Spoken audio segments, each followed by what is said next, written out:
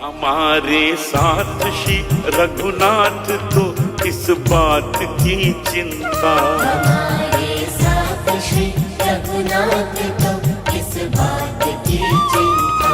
शरण में रख दिया जब माथ तो किस बात की चिंता। हरे कृष्णा। सभी को सादर प्रणाम। ओम अज्ञानातिमृन्दस्य ज्ञानाञ्जनशलाकया चक्षुरुन्मीलितं तस्मै श्री गुरुवे नमः। नमो विष्णुपादाय कृष्णपृष्ठाय भूतले श्रीमते भक्ति वेदांत स्वामिनी इति नाम्ने। नमस्ते सरस्वती देवी गौरवाणी प्रचारिणे निर्विशेष शून्यवादी पाश्चात्यदेशतारिणे। हे कृष्ण करुणा सिंधु दीन बंधु जगतपते गोपीश गोपिका कांता राधा कांता नमस्तुते। तप्त कांचन गौरांगी राधे वृंदावनेश्वरी विश्वानुसुते देवी प्रणमामि हरि प्रिय। हरे कृष्णा कृष्णा कृष्णा हरे हरे हरे राम राम राम हरे हरे। शिला प्रभुपाद की जय। रामं लक्ष्मण पूर्वजं रघुवरं सीतापति सुंदरम काकुत्स्थं करुणामयं गुणनिधि विप्र प्रियं धार्मिकं राजेन्द्रं सत्यसंधं दशरथतनयं श्यामलं शान्तमूर्ति वंदे लोकाभिरामं रघुकुलतिलकं राघवं रावणारि दक्षिणो लक्ष्मणे धन्वी वामतो जानकी सुभा पुरतो मारुति यस्य तं नमामि रघुत्तमं। रामाय रामचंद्राय रामभद्राय वेदसे रघुनाथाय नाथाय सीताय पते नमः।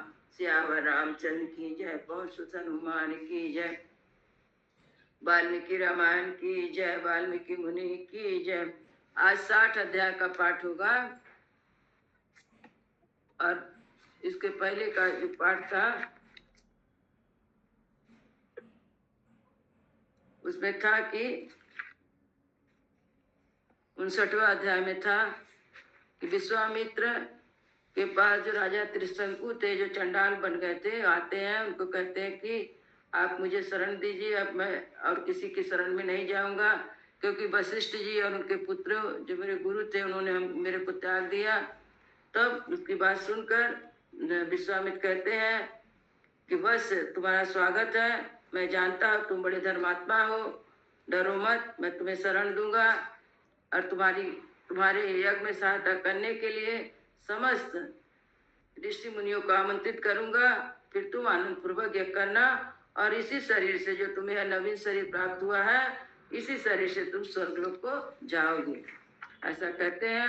फिर विश्वामित्र मुनि अपने शिष्यों को आज्ञा देते हैं कि तुम लोग मेरी आज्ञा से अनेक विषयों के ज्ञाता समस्त ऋषि मुनियों को, जिनमें वशिष्ठ के पुत्र भी हैं, सम्मिलित हो, उन लोग सबको बुला ला। उनकी आज्ञा मानकर शिष्य चारों दिशाओं में गए और सभी ऋषि मुनि को बोले, सब आने के लिए तैयार हो गए। फिर एक ऋषि ने विश्वामित्र जी से कहा कि आपके आदेश के अनुसार संपूर्ण देश में रहने वाले सभी ब्राह्मण आ गए हैं, लेकिन महोदक नामक महर्षि और वशिष्ठ जी के पुत्र नहीं आए हैं। तब उनकी बात को सुनकर विश्वामित्र को गुस्सा हो जाते हैं और कहते हैं कि जो लोग मेरे ऊपर दोषारोपण कर रहे हैं तो उन लोग भस्मीभूत हो जाएंगे।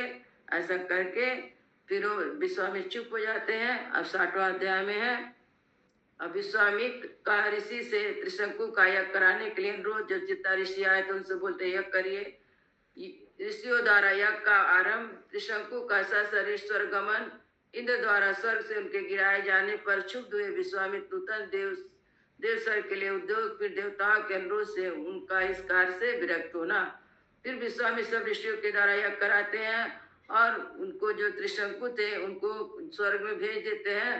स्वर्ग में भेजने में जब वहां जाते हैं स्वर्ग में वो, तो वहां से जो इंद्र थे वहां से गिरा देते हैं, उल्टा मुंह, जैसे मुंह नीचे पैर ऊपर करके सिर गिरते हैं और चिल्लाते हुए कि विश्वामित्र को त्राहिमाम करते हैं। तो विश्वामित्र वहीं रोक देते हैं आकाश में। आगे की कथा में 60वां अध्याय में एक कथा है। तपोबलाहतं ज्ञात्वा वसिष्ठान् समहोदयान् ऋषि मध्ये महातेजा विश्वामित्रो भासता। सतानंद जी कहते हैं श्री राम, क्योंकि कथा सुना रहे थे सतानंद जी विश्वामित्र के बारे में।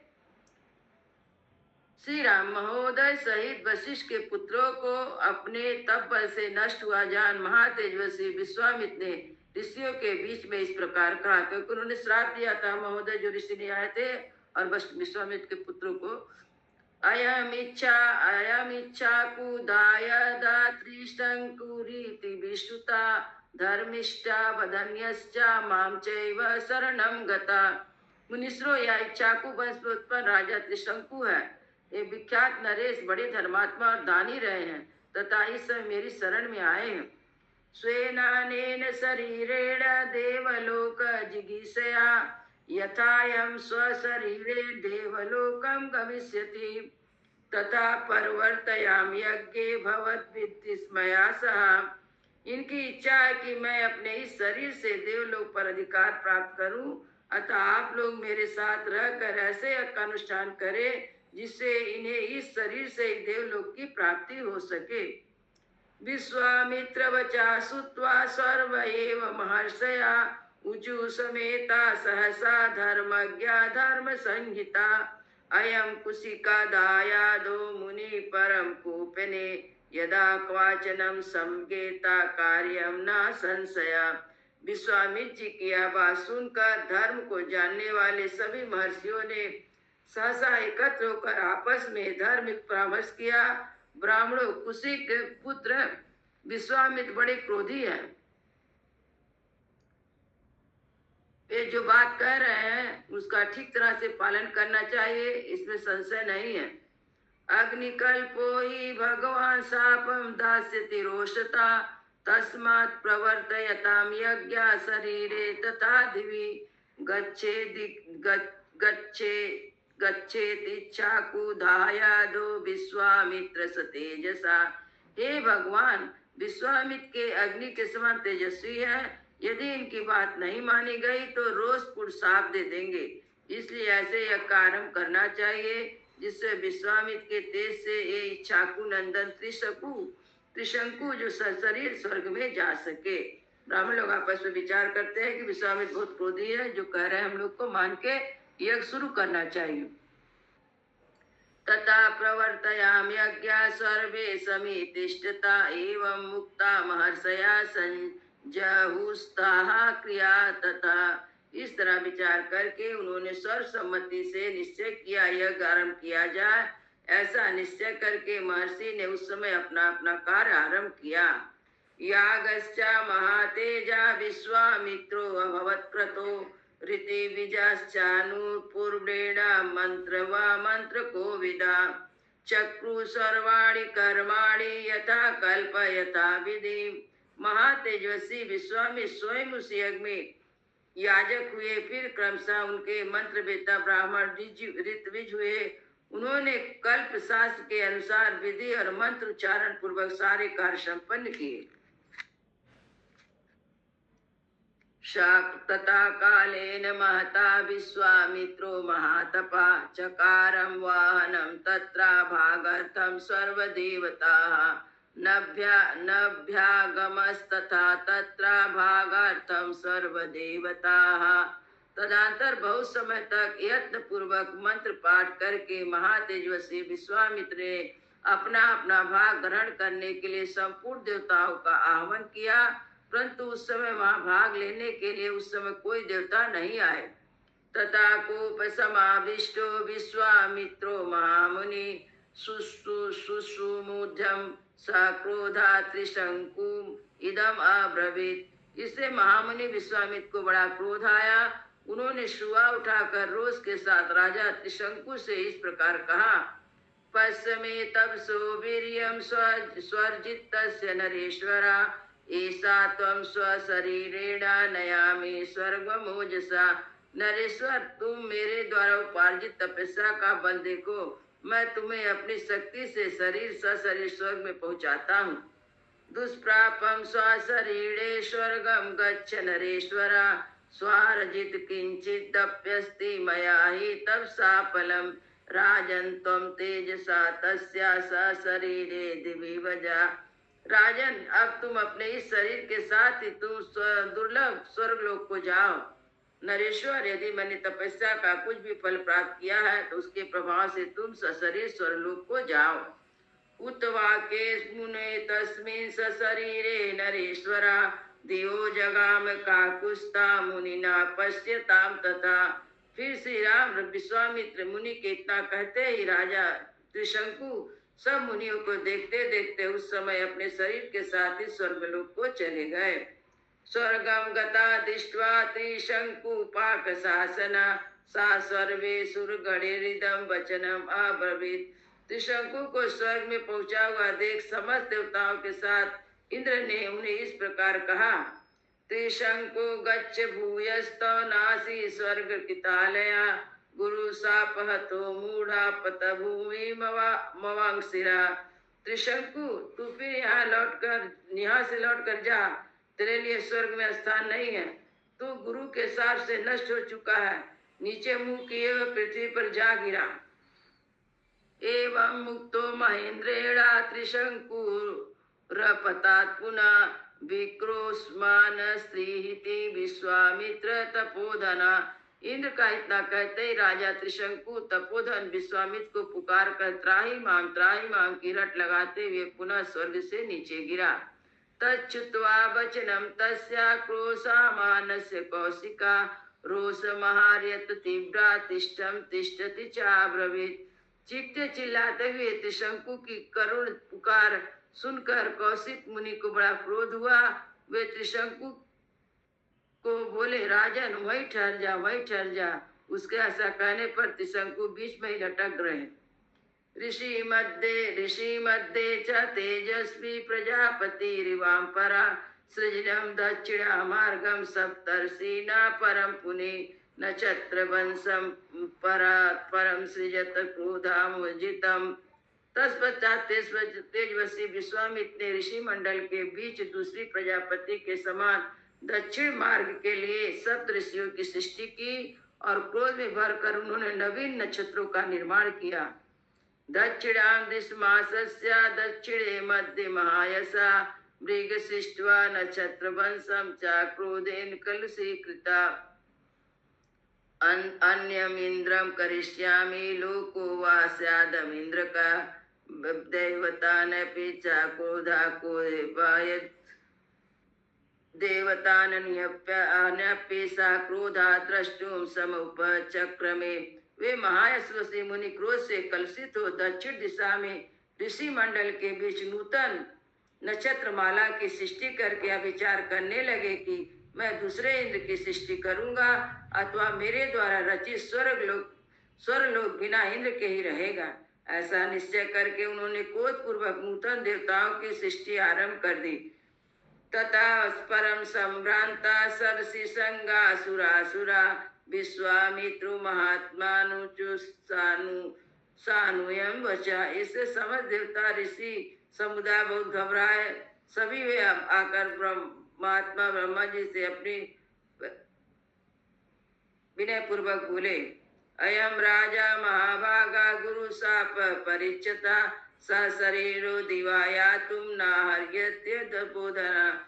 महाभागे राजा त्रिशंकु गुरु के साप से अपना पुण्य नष्ट करके चंडाल हो गए हैं, अतः तपोधन सशरीर स्वर्ग में जाने के कदापि अधिकारी नहीं है। तेस तत्वचनम सुत्वा देवाना मुनि पुंगवा अब्रवीसु महर्षवाक्यम कौशिकीश्वर देवता।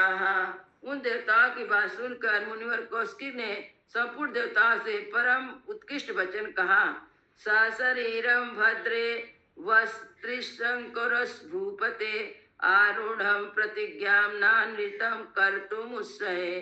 देवतागण आपका कल्याण हो। मैंने राजा त्रिशंकु की संदेह स्वर्ग जाने की प्रतिज्ञा कर ली है, अतः मैं उसे छूट नहीं कर सकता।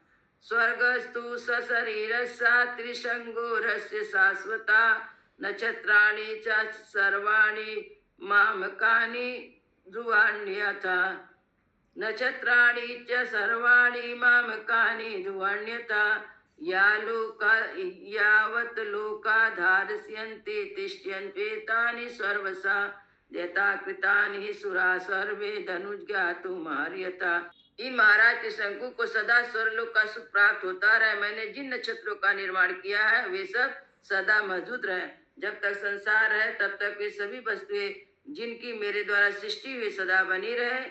देवता आप लोग इस बातों का अनुमोदन करें।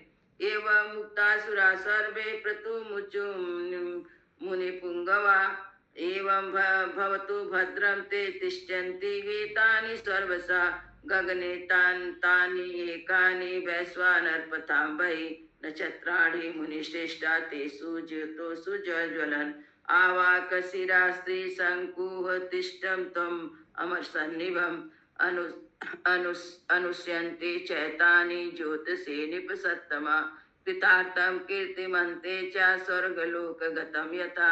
उनके ऐसा कहने पर सब देवता मुनिवर विश्वामित्र से बोले, महर्षि से ऐसा ही होगा, सभी वस्तुएं बनी रहेंगी और आपका कल्याण हो। मुनि आपके रचे हुए अनेक नक्षत्र आकाश में वैश्वानर पद से बाहर प्रकाशित होते रहेंगे। उनके ज्योतिर्मय नक्षत्रों के बीच में सर नीचे किए हुए त्रिशंकु भी प्रकाशमान रहेंगी।